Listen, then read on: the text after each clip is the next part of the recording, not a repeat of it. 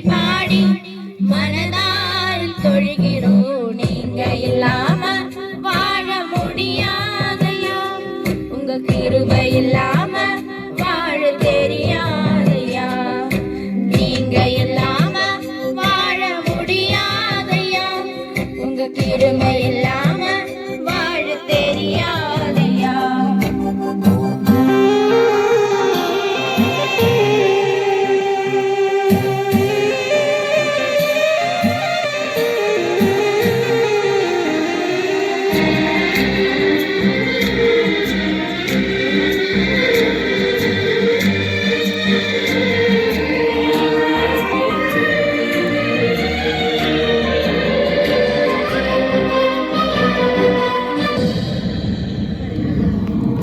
இதுவரை நிற்பதும் இனிமே நிலைப்பதும் எல்லாமே உந்தன் கிருபையா.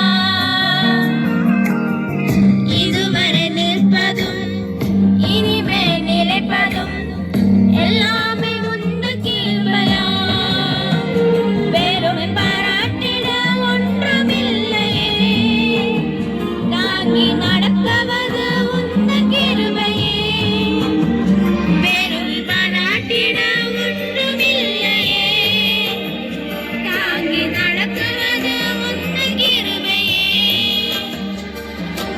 சொல்லி துதி பாடி மனதால் தொழுகிறோம். நீங்க இல்லாம வாழ முடியாதையா, உங்க கிருபை இல்லாம வாழ தெரியாதையா. இயேசுவே என் எஜமானரே, இயேசரே என் துணையாளரே. இயேசுவே என் எஜமானரே,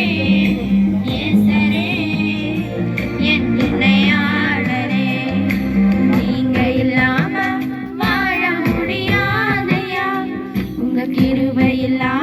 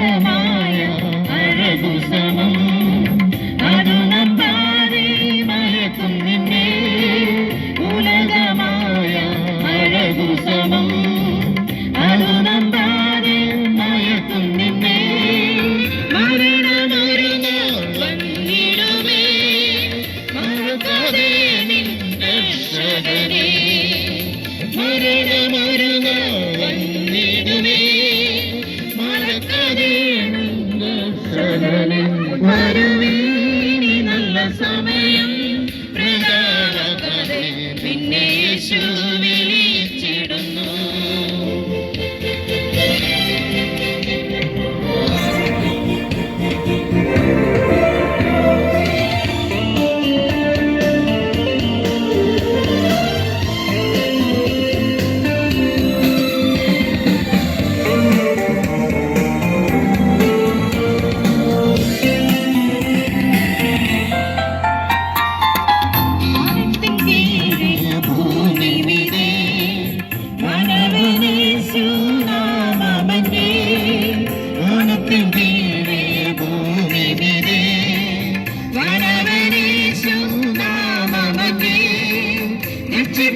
മാർഗം വേറെയില്ല,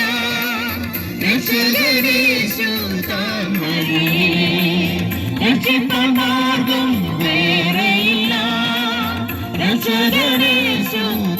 വേറെയില്ല, വരുവീനി നല്ല സമയം പ്രധാനത്തെ നിന്നെ യേശു വിളിച്ചിടുന്നു.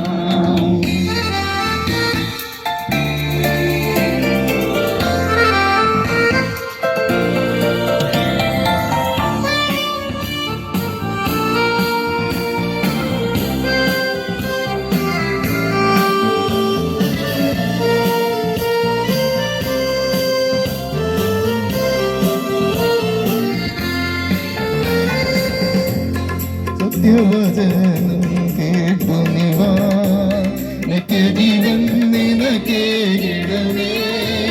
സത്യവചനം കേട്ടു നിവാ നിത്യജീവൻ നിനക്കേകിടമേ. നിൻ പെരുജീവാ പുസ്തകത്തിൽ ഉണ്മയെന്നും എഴുതിയിടുമേ. നിൻ പെരുജീവാ പുസ്തകത്തിൽ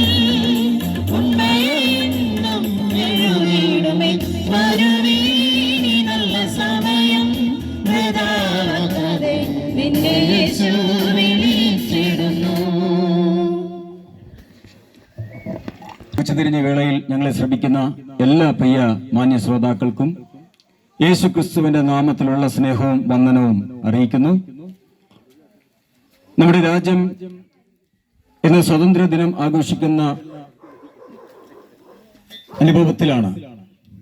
ഈ സ്വാതന്ത്ര്യം ബ്രിട്ടീഷ് അടിമത്വത്തിൽ നിന്നുള്ള സ്വാതന്ത്ര്യമാണ്.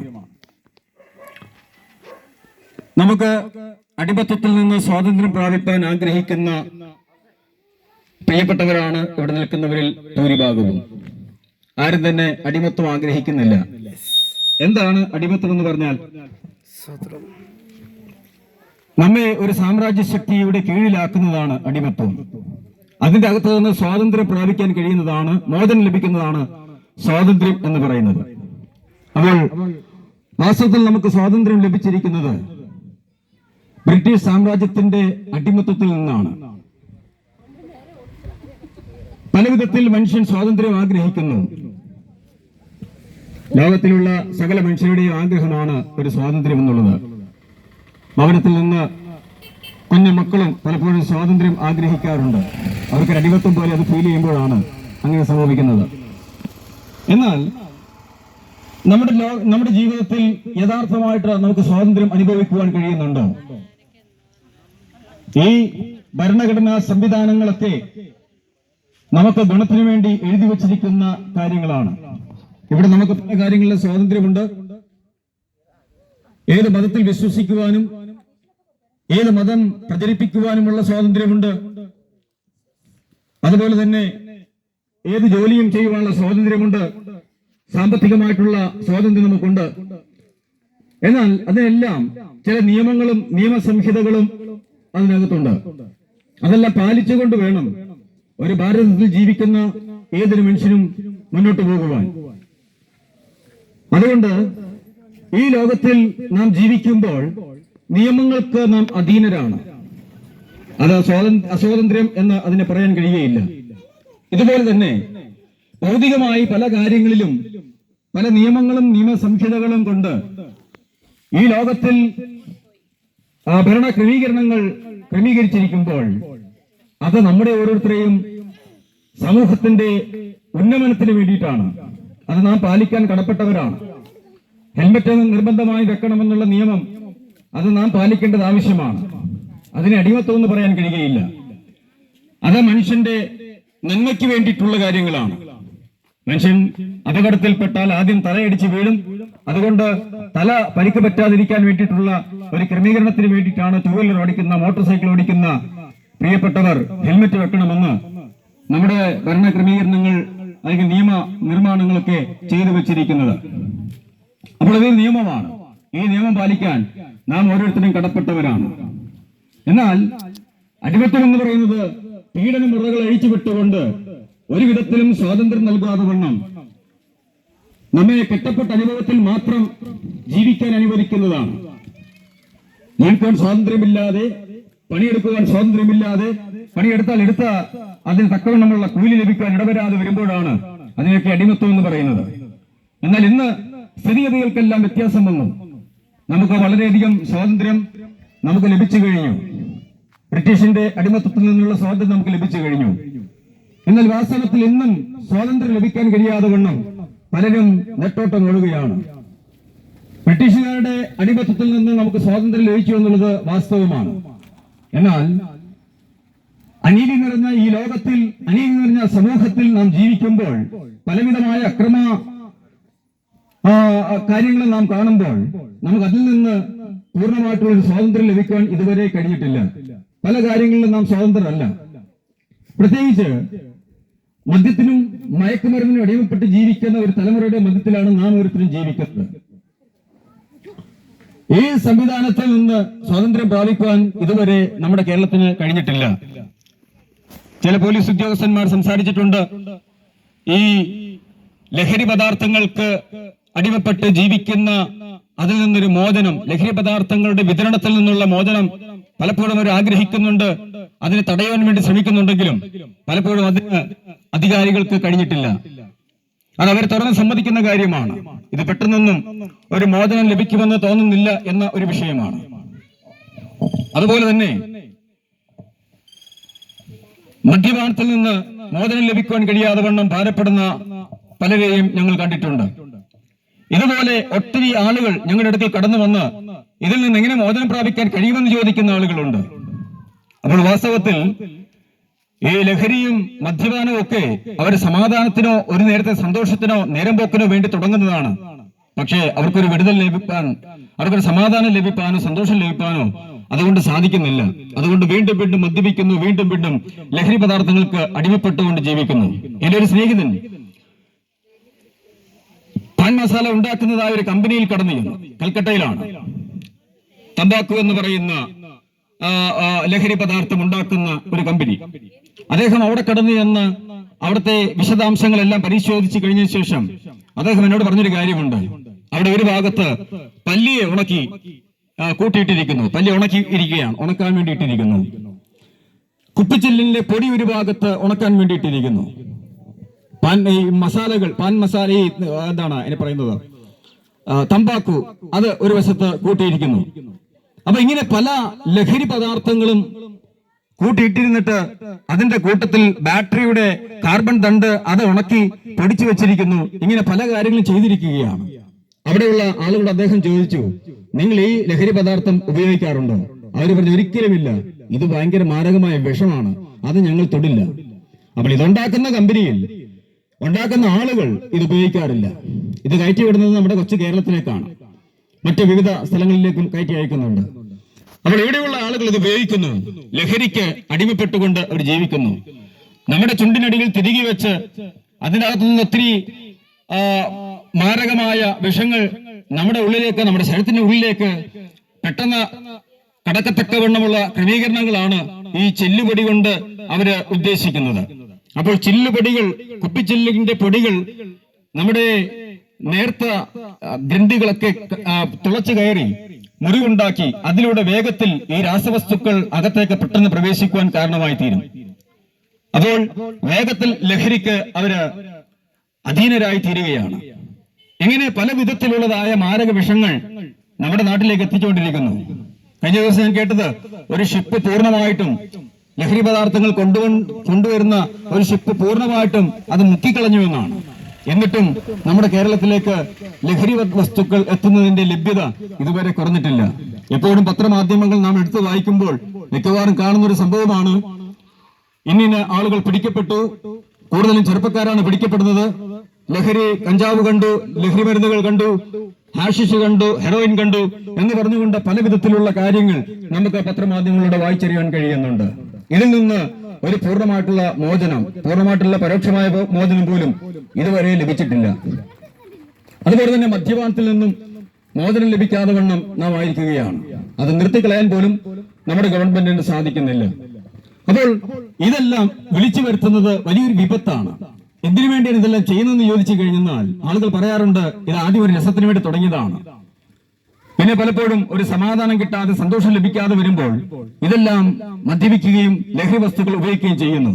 ഒരു സമാധാനത്തിന് വേണ്ടി, ഒരു സന്തോഷത്തിന് വേണ്ടി എന്ന് പറഞ്ഞ് ഇത് ഉപയോഗിക്കുന്നു. പക്ഷേ ഇത് ഉപയോഗിക്കുന്നതോറും സമാധാനം വീണ്ടും വീണ്ടും നഷ്ടപ്പെട്ടുകൊണ്ടിരിക്കുകയാണ്. ഇത് വീണ്ടും ഉപയോഗിക്കാൻ കഴിയാതെ വണ്ണം അത്രമാത്രം അതിന് അടിമപ്പെട്ട് കഴിയുമ്പോൾ പിന്നെ സാമ്പത്തികമായ ആവശ്യങ്ങൾക്ക് വേണ്ടി പല വിധത്തിലുള്ള ക്രമക്കേടുകൾ വീണ്ടും ചെയ്യുകയാണ്. ഇങ്ങനെ മനുഷ്യൻ പാപത്തിന്റെ പടുകുഴിയിലേക്ക്, തെറ്റിലേക്ക് അവൻ വീണുകൊണ്ടിരിക്കുകയാണ്. എന്താണ് ഇതിന്റെ കാരണം? ഇതിന് പിന്നിൽ ഒരു കാര്യമുണ്ട്. ഒരു അന്ധകാരത്തിന്റെ ശക്തി ഇതിന് പിന്നിൽ വ്യാപരിക്കുന്നുണ്ട്. അതുകൊണ്ട് ഇതിനകത്ത് നിന്ന് വിടുതൽ നേടണമെങ്കിൽ ആദ്യം മനുഷ്യൻ പാപത്തിൽ നിന്ന് ഒരു മോചനം നേടണം. മനുഷ്യൻ എങ്ങനെയാണ് പാപിയായി തീർന്നത്? നമുക്ക് ബൈബിളിലേക്ക് നാം ചിന്തിക്കുകയാണെങ്കിൽ, നമ്മുടെ ശ്രദ്ധ തിരിക്കുകയാണെങ്കിൽ, നമ്മുടെ വീട്ടിലുള്ള വേദപുസ്തകം ഇല്ലെങ്കിൽ അടുത്തുള്ള ആളുകളുടെ അടുക്കൽ നിന്ന് അത് വാങ്ങിച്ച് വായിച്ചാൽ നമ്മുടെ ജീവിതത്തിൽ ഒത്തിരി പ്രയോജനം ചെയ്യും. ബൈബിൾ ചരിത്രം പറയുന്നത് ഇപ്രകാരമാണ്: ദൈവം ആകാശവും ഭൂമിയും സൃഷ്ടിച്ചു, ഭൂമിയിലുള്ള സകല ചരാചരങ്ങളും സൃഷ്ടിച്ചു. അതിനുശേഷം ദൈവം മനുഷ്യനെ മണ്ണുകൊണ്ട് മെനഞ്ഞു, അവന്റെ മൂക്കിൽ ജീവശ്വാസമൂതി. ജീവശ്വാസമൂതിയ മനുഷ്യൻ ജീവനുള്ള ദേഹിയായി തീർന്നു. അതിനുശേഷമായിട്ട് ഏദൻ തോട്ടത്തിൽ അവരെ ആക്കി. ഏദൻ തോട്ടം കാപ്പാനും അതിനകത്ത് ഭക്ഷണങ്ങൾ കഴിക്കാനുമുള്ള സംവിധാനങ്ങളെല്ലാം കർത്താവ് ഒരുക്കി വെച്ചിട്ടുണ്ട്. എല്ലാറ്റിനുമുള്ള സ്വാതന്ത്ര്യം അവർക്ക് കൊടുത്തു. എന്നിട്ടൊരു കൽപ്പന മാത്രം കൊടുത്തു: തോട്ടത്തിലെ സകല വൃക്ഷഫലങ്ങളും നിങ്ങൾക്ക് കഴിക്കാമെങ്കിലും നന്മതിന്മകളെ കുറിച്ചുള്ള തിരിച്ചറിവിന്റെ വൃക്ഷഫലം അത് നിങ്ങൾ കഴിക്കരുത് എന്ന് ദൈവം കൽപ്പിച്ചു. ഒരേ ഒരു കൽപ്പന മാത്രം അവർക്ക് കൊടുത്തു. എന്നാൽ ഈ കൽപ്പന അവർക്ക് അനുസരിക്കുവാൻ കഴിഞ്ഞില്ല. അവർ ആ കൽപ്പന തെറ്റിച്ചു കഴിഞ്ഞ് അവർ പാപികളായി തീർന്നു. നമ്മൾ പലപ്പോഴും ചോദിക്കാറുണ്ട്, ഈ ആദാമും ഹവ്വയും പാപം ചെയ്തത് കൊണ്ടാണ് നമ്മളെല്ലാം ഇങ്ങനെ ആയിത്തീരുന്നത്, അല്ലെങ്കിൽ ഈ പാപത്തിന് അധീനപ്പെട്ട് ശാപത്തിന്റെ അടിമപ്പെട്ട് നാം ജീവിക്കേണ്ടി വരുന്നത്. ഒരിക്കൽ ഞാനൊരു കഥ കേട്ടിട്ടുണ്ട്. ഒരിക്കലും ഒരു മനുഷ്യൻ തോട്ടത്തിൽ വേല ചെയ്യുകയാണ്. ഒരു മുതലാളിയുടെ തോട്ടത്തിൽ അദ്ദേഹം വേല ചെയ്യുന്നു. അപ്പോൾ ഇത് തൂമ്പപ്പണി ചെയ്തുകൊണ്ടിരിക്കുകയാണ്. തൂമ്പപ്പണി ചെയ്തുകൊണ്ടിരിക്കുന്ന സമയത്ത് ഓരോ തൂമ്പ കൊണ്ട് ഓരോ വെട്ടുമ്പോഴും അദ്ദേഹം ഇങ്ങനെ പറയും: ആദാമിന്റെ പാപം, ആദാമിന്റെ പാപം. ഇങ്ങനെ ഒരിക്കൽ അദ്ദേഹത്തിന്റെ മുതലാളി ഈ ശബ്ദം കേൾക്കാനിടയായി തീർന്നു. അദ്ദേഹം വിളിച്ചു, അടുക്കൽ വിളിച്ചിട്ട് പറഞ്ഞു: നീ എപ്പോഴും എന്തിനാണ് ഈ ആദാമിന്റെ പാപം, ആദാമിന്റെ പാപം എന്ന് പറഞ്ഞുകൊണ്ട് ഇങ്ങനെ തൂമ്പപ്പണി ചെയ്യുന്നത്? അപ്പോ അദ്ദേഹം പറഞ്ഞു: ആദാം പാപം ചെയ്തത് കൊണ്ടാണല്ലോ ഞങ്ങൾ ഇതെല്ലാം അനുഭവിക്കേണ്ടി വന്നത്, അല്ലെങ്കിൽ നമ്മളെല്ലാം ഞാനിത് ഈ തുമ്പപ്പണി ചെയ്യേണ്ടി വന്നത്. ആദാം പാപം ചെയ്തില്ലായിരുന്നെങ്കിൽ എനിക്ക് ഈ തുമ്പപ്പണി ചെയ്യേണ്ട കാര്യമില്ലായിരുന്നു എന്ന് അദ്ദേഹം പറഞ്ഞു. അദ്ദേഹം പറഞ്ഞു: വാ, നീ എന്റെ വീടിനകത്ത് കടന്നു വരിക, അതിനകത്ത് ഇരുന്നു കൊള്ളുക. നിനക്ക് ആവശ്യമുള്ള ഭക്ഷണമെല്ലാം ഇവിടെ ക്രമീകരിച്ച് വെച്ചിട്ടുണ്ട്, നിനക്ക് ആവശ്യം പോലെ കഴിക്കാം. നിനക്ക് കുടിക്കാനുള്ള പാനീയം ഞാനിവിടെ ക്രമീകരിച്ച് വെച്ചിട്ടുണ്ട്. അതിനകത്ത് നിന്ന് ആരുടെ അനുവാദം കൂടാതെ പൂർണ്ണ സ്വാതന്ത്ര്യത്തോടുകൂടെ നിനക്കെല്ലാം ഭക്ഷിക്കുകയും പാനം ചെയ്യുകയും ചെയ്യാം. അവിടെ ഇങ്ങനെ സ്വാതന്ത്ര്യം കൊടുത്തപ്പോൾ വളരെ സന്തോഷമായി. അദ്ദേഹം അവിടെ നിന്ന് ഭക്ഷിക്കുകയും പാനം ചെയ്യുകയും ചെയ്തുകൊണ്ട് അദ്ദേഹം ഇരിക്കുകയാണ്. ഇങ്ങനെ ഇരിക്കുന്ന വേളയിൽ ഒരു ദിവസം മുതലാളി വന്നിട്ട് പറഞ്ഞു: ഞാനൊന്ന് പുറത്തേക്ക് പോവുകയാണ്, ചില നിമിഷങ്ങൾ കഴിഞ്ഞ് ഞാൻ കടന്നു വരികയുള്ളൂ. പക്ഷേ ഞാൻ പോയിട്ട് വരുന്നത് വരെയും ഇവിടെ വെച്ചിരിക്കുന്ന ഈ പെട്ടി നീ തുറക്കരുത് എന്ന് ഒരു കൽപ്പന പുറപ്പെടുവിച്ചു. ഇദ്ദേഹം കടന്നുപോയി. കുറെ നേരമായിട്ട് അദ്ദേഹത്തെ കാണുന്നില്ല. അപ്പോൾ ഇദ്ദേഹം പോയി കഴിഞ്ഞ ശേഷമായിട്ട് ഈ തുറക്കരുത് എന്ന പെട്ടിയെക്കുറിച്ചുള്ളതായ ആശങ്ക അദ്ദേഹത്തിന്റെ ഉള്ളത്തിലേക്ക് കടന്നു വന്നു. ഈ തൊഴിലാളിയായിരിക്കുന്ന മനുഷ്യൻ പതുക്കെ പെട്ടിയുടെ അടുക്കിലേക്ക് കടന്നു വന്നു. മുതലാളി പറഞ്ഞ വാക്കുകൾ ഓർത്തു. അപ്പോൾ പെട്ടി തുറക്കണ്ട എന്ന് വിചാരിച്ചു. വീണ്ടും ചില നിമിഷങ്ങൾ കഴിഞ്ഞപ്പോൾ അദ്ദേഹം പെട്ടി തുറക്കുവാനുള്ള ആഗ്രഹം വീണ്ടും ഉടലെടുത്തു. അതിനകത്ത് എന്തായിരിക്കും എന്നുള്ള ജിജ്ഞാസയോടുകൂടെ അദ്ദേഹം വീണ്ടും ആ പെട്ടിയോട് സമീപിച്ചു. അതിനകത്ത് എന്താണെന്ന് അറിയാനുള്ള ആഗ്രഹത്തോടുകൂടെ അദ്ദേഹം ചില നിമിഷങ്ങൾക്ക് ശേഷം പെട്ടി ഒന്ന് തുറന്നു. പെട്ടി തുറന്ന ഉടനെ ഒരു എലി അതിന്റെ അകത്തുനിന്ന് ചാടിപ്പോയി. ആ ചാടിപ്പോയി കഴിഞ്ഞപ്പോൾ അദ്ദേഹത്തിന് ആ പന്തികേട് മനസ്സിലായി. മുതലാളി തിരിച്ചു വന്നു കഴിഞ്ഞപ്പോൾ ആ പെട്ടി തുറന്നിരിക്കുന്നു, എലി ഓടി പോയിരിക്കുന്നു. അപ്പോൾ മുതലാളി അദ്ദേഹത്തോട് ചോദിച്ചു, നീ ആ പെട്ടി തുറന്ന് എന്താണ്? നിനക്ക് ഇവിടെ സുഖസൗകര്യമായിട്ട് ജീവിക്കാനുള്ള എല്ലാ ക്രമീകരണങ്ങളും ഞാൻ ചെയ്തു തന്നില്ലേ? എന്നിട്ട് എന്റെ ഒരു വാക്ക് നിനക്കനുസരിക്കാൻ കഴിഞ്ഞില്ലല്ലേ? അതുകൊണ്ട് നീ പോ, എന്നിട്ട് തോട്ടത്തിൽ നിന്ന് വേല ചെയ്യുക. ഇനി തുമ്പപ്പണി ചെയ്യുമ്പോൾ ആദാമിന്റെ പാപം എന്ന് പറയരുത്, എന്റെ പാപം എന്ന് പറഞ്ഞുകൊണ്ട് ഇനി പണി ചെയ്യുവാൻ പറഞ്ഞു, വേല ചെയ്യാൻ പറഞ്ഞു. അദ്ദേഹം ദുഃഖത്തോടുകൂടെ കടന്നു ചെന്നു. പ്രിയമുള്ളവരെ, ഞാൻ സൂചിപ്പിച്ച ഈ ഉദാഹരണത്തിലൂടെ നാം മനസ്സിലാക്കേണ്ട ഒരു കാര്യം എന്തെന്നറിയാമോ? ആദാം പാപം ചെയ്തുകൊണ്ട് മാത്രമല്ല മനുഷ്യൻ പാപികളായിരിക്കുന്നത്. ആദാം പാപം ചെയ്തു, കാര്യം ശരി തന്നെ. ഏകന്റെ ലംഘനത്താൽ സകല മനുഷ്യരും പാപികളായി തീർന്നുവെങ്കിലും ഓരോരുത്തരും പാപം ചെയ്യുന്നത് കൊണ്ട് എന്ന് ദൈവത്തിന്റെ വചനം പറയുന്നു. റോമാലേഖനം വായിക്കുമ്പോൾ നമുക്ക് മനസ്സിലാകും. അവിടെ എഴുതിയിരിക്കുന്ന ഇപ്രകാരമാണ്, ഏകന്റെ പാപം കൊണ്ട് എന്ന് പറഞ്ഞതിന് ശേഷമായിട്ട് പറയുന്നത് ഇങ്ങനെ, ഓരോ മനുഷ്യരും പാപം ചെയ്യുന്നത് കൊണ്ടാണ് സകല മനുഷ്യരിലേക്കും ഈ രോഗം, ഈ പാപം സകല മനുഷ്യരിലേക്കും അനുസരണക്കേട് കാണിച്ചത് കൊണ്ടാണ് പാപം സകല മനുഷ്യരിലേക്കും വ്യാപരിക്കുവാൻ ഇടയായി തീർന്നത്. അങ്ങനെയെങ്കിൽ പ്രിയമുള്ളവരെ, ഈ പാപത്തിൽ നിന്നാണ് നമുക്ക് രക്ഷ വേണ്ടത്. ഈ പാപത്തിൽ നിന്നാണ് നമുക്ക് മോചനം വേണ്ടത്. മനുഷ്യൻ പാപിയായതുകൊണ്ടാണ് പാപം ചെയ്യുന്നത്. പാപം ചെയ്യുന്നത് കൊണ്ട് മനുഷ്യൻ പാപിയായതല്ല. ഒരു പട്ടി കുരക്കുന്നത് കൊണ്ടാണ് അതിനെ പട്ടി എന്ന് വിളിക്കുന്നതെന്നല്ല പറയുന്നത്, പട്ടി ആയതുകൊണ്ടാണ് അത് കുരക്കുന്നത്. അപ്പോൾ മനുഷ്യൻ പാപിയായതുകൊണ്ട് പാപം ചെയ്യുന്നു. അതുകൊണ്ട് ഈ പാപത്തിൽ നിന്നാണ് പൂർണ്ണമായ ഒരു മോചനം നമുക്ക് വേണ്ടത്. അതുകൊണ്ട് സകല മനുഷ്യരും പാപികളാണ്. സകല മനുഷ്യരും പാപം ചെയ്യുന്നു, സകല മനുഷ്യരും തെറ്റിലേക്ക് ഏർപ്പെടുന്നു. എന്നാൽ അതിന്റെ അകത്തു നിന്ന് പൂർണ്ണമായ ഒരു മോചനം നേടണമെങ്കിൽ കർത്താവ് യേശു ക്രിസ്തുവിലൂടെയുള്ള ഒരു രക്ഷാമാർഗം ദൈവം ഈ ഭൂമിയിൽ ക്രമീകരിച്ചു വെച്ചിട്ടുണ്ട്. കർത്താവ് യേശു ക്രിസ്തു സകല മനുഷ്യരുടെയും പാപങ്ങൾ പേറിക്കൊണ്ട് കാൽവരി ക്രൂശിലേക്ക് കടന്നു ചെന്ന് മനുഷ്യൻ അനുഭവിക്കേണ്ട സകല വേദനകളും സകല യാതനകളും സകല നിന്ദകളും സകല പരിഹാസങ്ങളും കർത്താവ് യേശു ക്രിസ്തു ശിരസ ഏറ്റെടുക്കുകയായിരുന്നു. പാപം ചെയ്യുന്ന മനുഷ്യൻ മരിക്കണമെന്നുള്ളത് ദൈവവചനത്തിന്റെ പ്രമാണമാണ്. ഈ സത്യത്തിൽ നിന്ന്, ഈ പ്രമാണത്തിൽ നിന്ന്, ഈ വിധിയിൽ നിന്ന് ആർക്കും തെറ്റി ഒഴിയാവതല്ല. ഇത് ദൈവം ക്രമീകരിച്ച, ദൈവം വിധിച്ചിരിക്കുന്ന വിധിയാണ്. അതുകൊണ്ട് മനുഷ്യർക്കാർക്കും രക്ഷയില്ല. പാപം ചെയ്യുന്ന സകല മനുഷ്യർക്കും മരണം എന്ന ഒരു ന്യായവിധിയിലൂടെ കടന്നുപോയേ കഴിയൂ. എന്നാൽ ഈ പാപത്തിൽ നിന്ന് മനുഷ്യനെ രക്ഷിക്കുവാനാണ് കർത്താവ് യേശു ക്രിസ്തു ഈ ഭൂമിയിലേക്ക് കടന്നു വന്നത്. കർത്താവായ യേശു ക്രിസ്തു ഭൂമിയിലേക്ക് കടന്നു വന്നു. ചാട്ടമാറുകളാൽ അടിയേറ്റു, പീഡനങ്ങൾ, ഉപദ്രവങ്ങൾ ഒത്തിരിയേറ്റു, നിന്ദകൾ, പരിഹാസങ്ങൾ, ചമ്മട്ടി കൊണ്ടുള്ള അടി, കോലുകൊണ്ടുള്ള അടി, അതുപോലെ അവന്റെ മുഖത്ത് തുപ്പി എന്ന് തിരുവചനത്തിൽ നമുക്ക് വായിക്കുവാൻ കഴിയുന്നു. ഇങ്ങനെ പല വിധത്തിലുള്ള നിന്ദകളും പരിഹാസങ്ങളും പീഡനങ്ങളും ഏറ്റുവാങ്ങിക്കൊണ്ടാണ് കർത്താവ് യേശു ക്രിസ്തു ഭാരമുള്ള കുരിശും പേറിക്കൊണ്ട് ഗോൽഗോത്ത എന്ന മലമുകളിലേക്ക് കടന്നുപോയത്. അവിടെ ചെന്നു. അവിടെ ഈ ഭാരമുള്ള കുരിശുമായിട്ട് കടന്നു ചെല്ലുമ്പോൾ ചാട്ടവാറ് കൊണ്ട് പടയാളികൾ അടിക്കുന്നുണ്ട്. എങ്കിലും മനുഷ്യവർഗത്തിന്റെ പാപത്തിന്റെ പരിഹാരത്തിന് വേണ്ടി ഈ ഭാരമുള്ള കുരിശ് കർത്താവ് ചുമക്കുകയാണ്. ചാട്ടവാറുകിന്റെ അടികൾ കർത്താവ് സഹിക്കുകയാണ്. നിന്ദകൾ കർത്താവ് സഹിക്കുകയാണ്. തുപ്പല് കർത്താവ് സഹിക്കുകയാണ്. എന്തിനു വേണ്ടിയാണെന്നറിയാമോ?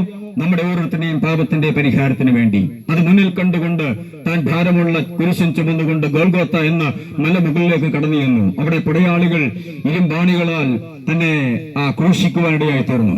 അവിടെ ക്രൂശിച്ച് തന്നെ ഉയർത്തി നിർത്തുമ്പോൾ ധാരധാരയായി രക്തം ഒഴുകി അവരുടെ അവസാനത്തുള്ള രക്തം വരെ ഒഴുക്കി നമുക്ക് വേണ്ടി തരുവാനിടയായി തീർന്നു. ഇത് എന്തിനു വേണ്ടിയാണ്? നമ്മുടെ ഓരോരുത്തരുടെയും പാപത്തിന്റെ പരിഹാരത്തിന് വേണ്ടിയാണ്. നാം അനുഭവിക്കേണ്ടതായ സകല പീഡനങ്ങളുമാണ് കർത്താവ് യേശു ക്രിസ്തു അനുഭവിച്ചത്. ഈ കാൽവറി ക്രൂശിലേക്ക് നോക്കിക്കൊണ്ട് ഒരു ചരിത്രകാരൻ ആ ക്രൂശിനെ ലക്ഷ്യമാക്കിക്കൊണ്ട് പറഞ്ഞിരിക്കുന്ന ഒരു കാര്യം ഇപ്രകാരമാണ്: നാം തല കൊണ്ട് ചിന്തിക്കുന്ന ഓരോ പാപത്തിനും പരിഹാരത്തിനു വേണ്ടി കർത്താവ് യേശു ക്രിസ്തുവിന്റെ തലയിൽ മുൾക്കിരീടം അടിക്കപ്പെട്ടു. നാം ഹൃദയം കൊണ്ട് ചിന്തിക്കുന്ന ഓരോ പാപത്തിന്റെ നിരൂപണങ്ങൾക്കും വേണ്ടി കർത്താവ് യേശു ക്രിസ്തുവിന്റെ വിലാപ്പെടുത്ത് കുന്തം കൊണ്ട് കുത്തേൽക്കാനിടയായി തീർന്നു. നമ്മുടെ കൈ കൊണ്ട് ചെയ്യുന്ന ഓരോ പാപത്തിനും പരിഹാരത്തിനു വേണ്ടി കൈകൾ ക്രൂശിക്കപ്പെട്ടു. കാലുകൾ കൊണ്ട് ചെയ്യുന്ന ഓരോ പ്രവൃത്തികൾക്കും പരിഹാരത്തിന് വേണ്ടി കർത്താവ് യേശു ക്രിസ്തുവിന്റെ കാലുകളിൽ ആണി തറക്കപ്പെട്ടു. അങ്ങനെയെങ്കിൽ പ്രിയമുള്ളവരെ, നമുക്ക് വേണ്ടിയാണ് ഈ യാതനകൾ, ഈ പീഡനങ്ങൾ, ഈ വേദനകൾ എല്ലാം കർത്താവ് സഹിച്ചത്. അവസാനത്തുള്ളി രക്തം വരെ ഊറ്റിത്തന്നതിന് ശേഷം പിതാവേ, എന്റെ ആത്മാവിനെ തൃക്കരങ്ങളിലേക്ക് ഏൽപ്പിക്കുന്നു എന്ന് പറഞ്ഞുകൊണ്ട് യേശു ക്രിസ്തു ഉറക്കി നിലവിളിച്ച് പ്രാണനെ വിടുവാനിടയായി. ഹല്ലേലൂയ. ഈ നിമിഷം ഞങ്ങളെ കേൾക്കുന്ന പ്രിയമുള്ളവരെ, നമ്മുടെ ഓരോരുത്തരുടെയും പാപത്തിന്റെ പരിഹാരം കർത്താവ് യേശുക്രിസ്തുവിന്റെ അടുക്കൽ മാത്രമാണ്. യേശുക്രിസ്തുവിൽ വിശ്വസിച്ചാൽ നീയും നിന്റെ കുടുംബവും രക്ഷ പ്രാപിക്കുമെന്ന് തിരുവചനത്തിൽ വളരെ വ്യക്തമായി എഴുതിയിരിക്കുന്നു. അതുകൊണ്ട് യേശുക്രിസ്തു മരിച്ചടക്കപ്പെടുക മാത്രമല്ല, യേശുക്രിസ്തു മരിച്ചടക്കപ്പെട്ട് മൂന്നാം നാൾ തിരുവെഴുത്തിൻ പ്രകാരം താൻ ഉയർത്തെഴുന്നേറ്റു ഇന്നും പിതാവിന്റെ വലത്ത് ഭാഗത്ത് തനിക്കും നിനക്കും വേണ്ടി പക്ഷപാതം ചെയ്തുകൊണ്ട് കർത്താവ് യേശുക്രിസ്തു ഇന്നും ജീവിക്കുന്നു. ഇന്നും ജീവിക്കുന്നവനായ യേശുക്രിസ്തുവിനെ കുറിച്ചാണ് ഞാൻ ഇവിടെ പ്രസംഗിക്കുന്നത്. ഇന്നും ജീവിക്കുന്നവനായ യേശുക്രിസ്തുവിലേക്കാണ് ഞാൻ നിങ്ങളെ ആഹ്വാനം ചെയ്യുന്നത്. അതുകൊണ്ട് പാപത്തിൽ നിന്ന് പൂർണ്ണമായ സ്വാതന്ത്ര്യം പ്രാപിപ്പാൻ ആരെങ്കിലും ഇച്ഛിക്കുന്നുവെങ്കിൽ, ആരെങ്കിലും ആഗ്രഹിക്കുന്നുവെങ്കിൽ തീർച്ചയായും യേശുക്രിസ്തുവിന്റെ രക്തത്താലുള്ള മോചനം ഞാൻ നിങ്ങളോട് വിളിച്ചു പറയുകയാണ്. നിങ്ങൾക്ക് യേശുവിൽ വിശ്വസിക്കാം, പാപമോചനം നേടാം. കർത്താവ് യേശുവേ, എനിക്ക് വേണ്ടിയാണ് അങ്ങ് പങ്കപ്പാടുകൾ ഏറ്റത്, എനിക്ക് വേണ്ടിയാണ് അങ്ങയുടെ ശരീരം മുറുക്കപ്പെട്ടത്, എനിക്ക് വേണ്ടിയാണ് അങ്ങയുടെ രക്തം ഒഴുക്കപ്പെട്ടത്, അവസാനത്തുള്ളി രക്തം വരെ ഊറ്റിത്തന്നത് അത് എനിക്ക് വേണ്ടിയാണ് എന്ന് ഞാൻ വിശ്വസിക്കുന്നു. എന്നെ ഒരു ദൈവ പൈതലായി തീരുവാൻ കർത്താവിനെ സഹായിക്കണമേ എന്ന് ആത്മാർത്ഥമായി ആരെങ്കിലും പ്രാർത്ഥിക്കുന്നുവെങ്കിൽ തീർച്ചയായും ഇന്ന് പകലിൽ നിങ്ങൾക്കൊരു ദൈവമകനായി ദൈവമകളായി തീരുവാൻ സാധിക്കും. കർത്താവ് യേശുവിൽ വിശ്വസിച്ച് ഒരു നിമിഷം നിങ്ങളുടെ ഹൃദയങ്ങൾ പൂർണ്ണമായി ദൈവസനയിൽ ഏൽപ്പിച്ചു കൊടുക്കാമോ? നിങ്ങളെ രക്ഷിക്കുവാൻ യേശു ഇന്നും ജീവിക്കുന്നു. നിങ്ങളുടെ രോഗത്തിൽ നിന്ന് നിങ്ങളെ വിടുവിക്കുവാൻ യേശു ക്രിസ്തു ഇന്നും ജീവിക്കുന്നു. നിങ്ങളുടെ ശാപം നിറഞ്ഞ അവസ്ഥയിൽ നിന്ന് നിങ്ങളെ മോചിപ്പിക്കുവാൻ യേശു ക്രിസ്തു ഇന്നും ജീവിക്കുന്നു. ഞങ്ങളുടെ ശബ്ദത്തിലൂടെ യേശു ക്രിസ്തുവിന് നിങ്ങളോട് സംസാരിക്കുവാനുണ്ട്. ഞങ്ങളുടെ ശബ്ദത്തിലൂടെ യേശു ക്രിസ്തുവിന് നിങ്ങൾക്ക് സമാധാനം നൽകുവാനുണ്ട്. ഞങ്ങളുടെ ഈ പ്രസംഗത്തിലൂടെ യേശു ക്രിസ്തുവിന് നിങ്ങളെ സ്വതന്ത്രമാക്കുവാനുണ്ട്. കർത്താവ് യേശു ക്രിസ്തു ഇന്നും ആഗ്രഹിക്കുന്നു. ആരും നശിച്ചു പോകാൻ ഒരിക്കലും പിതാവായ ദൈവം ആഗ്രഹിക്കുന്നില്ല. അതുകൊണ്ടാണ് തന്റെ ഏകജാതനായ പുത്രനെ ഈ ഭൂമിയിലേക്ക് അയച്ചതെന്ന് നമുക്ക് വേണ്ടി യാഗമായി തീരുവാൻ അനുവദിച്ചത്. അതുകൊണ്ട് കർത്താവ് യേശു ക്രിസ്തു ക്രൂശിലെ യാഗത്തോളം അനുസരണമുള്ളവനായി തീർന്നു. അവസാനത്തുള്ളി രക്തം ഊറ്റി തരുന്നതുവരെ അനുസരണമുള്ളവനായി തീർന്നു. ഒരുപക്ഷെ കർത്താവിന് വേണമെങ്കിൽ പറയാമായിരുന്നു, അതിനകത്ത് രക്ഷപ്പെടാമായിരുന്നു. യേശു ക്രിസ്തുവിന് അധികാരം ഉപയോഗിച്ച് സ്വർഗത്തിലെ ദൂതന്മാരെ അയക്കാൻ പറഞ്ഞാൽ അയക്കുമായിരുന്നു. തന്റെ ശക്തി ഉപയോഗിച്ച് കാനായിലെ കല്യാണത്തിന് വീഞ്ഞാക്കിയതുപോലെ തന്നെ അതുപോലുള്ള അത്ഭുതങ്ങൾ തനിക്ക് വേണമെങ്കിൽ ചെയ്യാമായിരുന്നു. പക്ഷേ സകല വെല്ലുവിളികളുടെ മധ്യത്തിൽ നിന്നുകൊണ്ട് യേശു ക്രിസ്തു അങ്ങനെ ചെയ്തില്ല. എല്ലാ വെല്ലുവിളികളും നാണം കെടുത്തുന്ന തരത്തിലുള്ള വെല്ലുവിളികൾ വിളിച്ചിട്ട് പോലും കർത്താവ് യേശു ക്രിസ്തു അതിനൊന്നും ഉത്തരം പറഞ്ഞില്ല. അവിടെ കടന്നുകൊണ്ടും കർത്താവ് യേശു ക്രിസ്തു പ്രാർത്ഥിക്കുകയാണ്, ഇവർ ചെയ്യുന്നത് ഇന്നതെന്ന് അറിയായിക കൊണ്ട് ഇവരോട് ക്ഷമിക്കണമേ. അപ്പോൾ കർത്താവിന്റെ ആഗ്രഹം എന്താണ്? തന്നെ മർദ്ദിക്കുന്നവരോടും തന്നെ നിന്ദിക്കുന്നവരോടും തന്നെ പരിഹസിക്കുന്നവരോടുമുള്ള കർത്താവിന്റെ മനോഭാവം എന്ന് പറയുന്നത് അവരതെല്ലാം അറിയാതെ ചെയ്തതാണ്. അവരെയും രക്ഷിക്കാൻ വേണ്ടിയിട്ടാണ് കർത്താവ് യേശു ക്രിസ്തു കാൽവരി ക്രൂശിൽ യാഗമായി തീർന്നത്. പ്രിയ സുഹൃത്തെ, ഇന്ന് ഈ പകലിൽ ഹൃദയം തുറന്ന് കർത്താവിനോട് പ്രാർത്ഥിക്കാമോ? കർത്താവേ, എന്നെ അങ്ങയുടെ മകനാക്കി തീർക്കണമേ, എന്നെ അങ്ങയുടെ മകളാക്കി തീർക്കണമേ. കർത്താവ് യേശു ക്രിസ്തുവിൽ ഞാൻ വിശ്വസിക്കുന്നു. അവിടുത്തെ രക്തം ഊറ്റിയത് എനിക്ക് വേണ്ടിയാണ്. എന്റെ പാപത്തിന്റെ പ്രായശ്ചിത്തത്തിന് വേണ്ടിയാണ് അങ്ങ് കാൽവരി ക്രൂശിൽ യാഗമായി തീർന്നത്. ഇത് ഞാൻ വിശ്വസിക്കുന്നു. ഇന്നു മുതൽ അങ്ങയുടെ മകനായി ജീവിക്കുവാൻ, അങ്ങയുടെ മകളായി ജീവിപ്പാൻ ഞാൻ ആഗ്രഹിക്കുന്നു. എന്നെ ഇതാ സമർപ്പിക്കുന്നു. ദൈവം എന്നെ സഹായിക്കണമേ, അവിടുത്തെ കൃപ എന്നിൽ ചൊരിയണമേ എന്ന് ആത്മാർത്ഥമായി പ്രാർത്ഥിക്കുകയാണെങ്കിൽ തീർച്ചയായും ഇന്ന് പകലിൽ ദൈവ പൈതലായി ജീവിക്കുവാനും പാപത്തിൽ നിന്ന് പൂർണ്ണമായ സ്വാതന്ത്ര്യം പ്രാപിച്ചുകൊണ്ട് ജയോത്സവമായ ജീവിതം നയിക്കുവാനും നിങ്ങൾക്ക് സാധിക്കും. ഞങ്ങൾ ഒരു നിമിഷം നിങ്ങൾക്ക് വേണ്ടി പ്രാർത്ഥിക്കുവാൻ ആഗ്രഹിക്കുന്നു. ആർക്കെങ്കിലും വ്യക്തിപരമായി പ്രാർത്ഥിക്കണമെങ്കിൽ മുന്നോട്ട് കടന്നു വരാം. ഞങ്ങൾ നിങ്ങൾക്ക് വേണ്ടി പ്രാർത്ഥിക്കാം. അല്ല, സ്വസ്ഥാനങ്ങളിൽ നിന്നുകൊണ്ട് പ്രാർത്ഥിക്കുവാൻ ആഗ്രഹിക്കുന്നുവെങ്കിൽ അവിടെ നിന്നുകൊണ്ട് പ്രാർത്ഥിക്കുക. ഞങ്ങൾ നിങ്ങൾക്ക് വേണ്ടി പ്രാർത്ഥിക്കുവാൻ ആഗ്രഹിക്കുന്നു. പരിശുദ്ധനായ ഞങ്ങളുടെ ദൈവമേ, സ്വർഗ്ഗീയ നല്ല പിതാവേ, ഈ നല്ല സമയത്തിനായി നന്ദിയോടെ സ്തോത്രം ചെയ്യുന്നു. കർത്താവേ, അങ്ങ് ഞങ്ങളെ ഈ ദേശത്തേക്ക് അയച്ചല്ലോ. അതുകൊണ്ട് ഞങ്ങൾക്ക് ഇവിടെ കടന്നു വരുവാനും കർത്താവെ അങ്ങയുടെ വചനത്തെ പ്രസംഗിക്കുവാനും ഞങ്ങൾക്ക് അവിടുത്തെ കൃപ നൽകിയല്ലോ. അതിനായി നന്ദിയോടുകൂടെ അങ്ങേ സ്തുതിക്കുന്നു. ഈ ദേശത്തെ ഞങ്ങൾ അവിടുത്തെ തൃക്കരങ്ങളിലേക്ക് ഏൽപ്പിച്ച് പ്രാർത്ഥിക്കുന്നു. പിതാവേ, ഈ ദേശത്തിന്റെ സമാധാനത്തിന് ഞങ്ങൾ പ്രാർത്ഥിക്കുന്നു. ഈ ദേശത്തിന്റെ വിടുതലായി ഞങ്ങൾ പ്രാർത്ഥിക്കുന്നു. സകല മനുഷ്യരെയും കർത്താവിന്റെ കരങ്ങളിലേക്ക് ഏൽപ്പിക്കുന്നു. സകല കുടുംബങ്ങളെയും കർത്താവിന്റെ കരങ്ങളിലേക്ക് ഞങ്ങൾ ഏൽപ്പിക്കുന്നു. പിതാവേ, പാപത്തിൽ നിന്ന് യഥാർത്ഥമായ സ്വാതന്ത്ര്യം പ്രാപിച്ചുകൊണ്ട് ഈ നാളുകളിൽ കർത്താവിന്റെ വരവിന് വേണ്ടി ഒരുങ്ങി ജീവിപ്പാൻ നിന്റെ മക്കളെ ഓരോരുത്തരെയും ദൈവം സഹായിക്കുമാറാകണമേ. ഇന്ന് ഈ വചനം കേട്ടുകൊണ്ടിരിക്കുന്ന ഓരോ പ്രിയപ്പെട്ടവരുടെ ഉള്ളത്തിലും പരിശുദ്ധാത്മാവ് ക്രിയ ചെയ്യുമാറാകണമെന്ന് ഞങ്ങൾ പ്രാർത്ഥിക്കുന്നു. എല്ലാ ശാപത്തിൽ നിന്നും, എല്ലാ പാപത്തിൽ നിന്നും, എല്ലാ വേദനകളിൽ നിന്നും, എല്ലാ അസ്വാതന്ത്ര്യങ്ങളിൽ നിന്നും ദൈവം ഒരു വിടുവിക്കേണ്ടതിന് വേണ്ടി ഞങ്ങൾ പ്രാർത്ഥിക്കുന്നു. പിതാവേ, തിരുരക്തത്താൽ ഞങ്ങൾ മുദ്ര വെച്ച് ഈ ദേശത്തെ അനുഗ്രഹിച്ച് പ്രാർത്ഥിക്കുന്നു. പിതാവിന്റെയും പുത്രന്റെയും പരിശുദ്ധാത്മാവിന്റെ നാമത്തിൽ ഈ ദേശം അനുഗ്രഹിക്കപ്പെടുമാറാകട്ടെ. ഞങ്ങൾ ഒരുമിച്ചത് പ്രഖ്യാപിക്കുന്നു. ദൈവത്തിന്റെ കൃപ കർത്താവ് ഈ ദേശത്തിന്റെ മേലെ ചൊരിഞ്ഞതിനായി നന്ദിയോടുകൂടെ അങ്ങേ സ്തുതിക്കുന്നു പിതാവേ. പല വിധത്തിലുള്ള വേദനകളും പല വിധത്തിലുള്ള നിന്ദകളും അനുഭവിച്ച് പരിഹാസങ്ങൾ അനുഭവിച്ച് വേദനപ്പെട്ടുകൊണ്ട് ജീവിക്കുന്ന ജീവിതങ്ങളെ വ്യക്തികളെ കർത്താവിന്റെ കരങ്ങളിലേക്ക് ഞങ്ങൾ ഏൽപ്പിക്കുന്നു പിതാവേ. അവരെ ദൈവം സഹായിക്കുമാറാകണം. രോഗത്താൽ ഭാരപ്പെടുന്നവരെ ദൈവം സൗഖ്യമാക്കണം. യേശു ക്രിസ്തുവിന്റെ നാമത്തിലുള്ള സൗഖ്യം ഞങ്ങൾ പ്രഖ്യാപിക്കുന്നു. യേശു ക്രിസ്തുവിന്റെ നാമത്തിലുള്ള വിടുതൽ ഞങ്ങൾ പ്രഖ്യാപിക്കുന്നു. ഒരു വിധത്തിൽ മുന്നോട്ട് കടന്നു പോകുവാൻ കഴിയാതെ വണ്ണം, ജീവിതത്തിൽ ഉയർച്ച പ്രാപിക്കാൻ കഴിയാതെ വണ്ണം, വിദ്യാഭ്യാസത്തിൽ മുന്നേറാൻ കഴിയാതെ വണ്ണം, ജോലിയിൽ മുന്നേറാൻ കഴിയാതെ വണ്ണം, സാമ്പത്തികമായ തകർച്ചകൾ നേരിടുന്ന പ്രിയപ്പെട്ടവർക്കായി ഞങ്ങൾ പ്രാർത്ഥിക്കുന്ന പിതാവേ, ദൈവം നിന്റെ മക്കളെ വിടുവിക്കുമാറാകണം. യേശു ക്രിസ്തുവിന്റെ നാമത്തിൽ ഇപ്പോൾ അവർ വിടുതൽ അനുഭവിക്കുമാറാകട്ടെ. എല്ലാ ശാപങ്ങളെയും ഞങ്ങൾ ശാസിച്ച് ദൂരീകരിക്കുന്നു. എല്ലാ ഇരുട്ടിന്റെ അന്ധകാരത്തെയും ഞങ്ങൾ ശാസിച്ച് ദൂരീകരിക്കുന്നു. എല്ലാ ഇരുട്ടിന്റെ അധികാരങ്ങളും യേശു ക്രിസ്തുവിന്റെ നാമത്തിൽ ഈ ദേശം വിട്ടൊഴിഞ്ഞു മാറട്ടെ. യേശുവിന്റെ രക്തത്താൽ ഞങ്ങൾ ജയമെടുത്ത് പ്രാർത്ഥിക്കുന്നു പിതാവേ. ഈ ദേശത്തെ ദൈവിക സമാധാനം വിളങ്ങി നിൽക്കുമാറാകട്ടെ. കുടുംബങ്ങളിൽ ദൈവിക പ്രകാശം വിളങ്ങി നിൽക്കുമാറാകട്ടെ. കർത്താവിന്റെ കരങ്ങളിലേക്ക് ഞങ്ങൾ ദേശത്തെ ഏൽപ്പിച്ച് അനുഗ്രഹിച്ച് പ്രാർത്ഥിക്കുന്നു. അങ്ങ് ഞങ്ങളുടെ പ്രാർത്ഥന കേട്ടതിനായി നന്ദിയോടെ സ്തുതിക്കുന്നു. യേശു ക്രിസ്തുവിന്റെ അൻപുള്ള നാമത്തിൽ തന്നെ പിതാവേ, ആമേൻ. ദൈവമായ കർത്താവ് ഈ ദേശത്തിലുള്ള സകല പ്രിയപ്പെട്ടവരെയും അനുഗ്രഹിക്കുമാറാകട്ടെ. നിങ്ങളുടെ അടുക്കൽ ഞങ്ങൾ കൊണ്ടുവന്നിരിക്കുന്ന ചില ലഘുലേഖകളുണ്ട്.